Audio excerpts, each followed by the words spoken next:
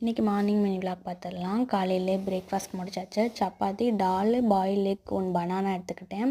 எடுத்துகிட்டு வீடு ஷிஃப்ட் பண்ணுறனால நம்ம ஒன்று ஒன்றையும் பேக் பண்ணிக்கிட்டு இருக்கோம். ஒரு 2 டேஸாக பேக்கிங் வேலை தான் நடக்குது.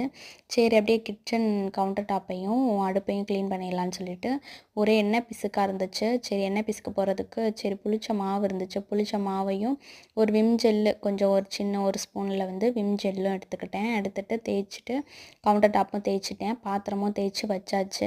ரொம்ப க்ளீனாக இருந்துச்சு. அதுக்கப்புறம் சரி, பேக்கிங் வேலை தான் நடந்துச்சு.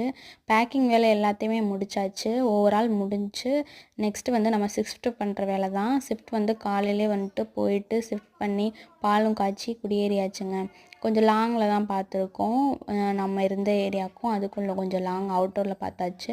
நான் அந்த வீடியோ முடிஞ்சால் நான் போடுறேன். வீடு ஹோம் டூர் நான் போடுறேன். பிடிச்சிருந்தால் லைக் பண்ணுங்கள், ஷேர் பண்ணுங்கள், சப்ஸ்கிரைப் பண்ணுங்கள் ஃப்ரெண்ட்ஸ். பாய்.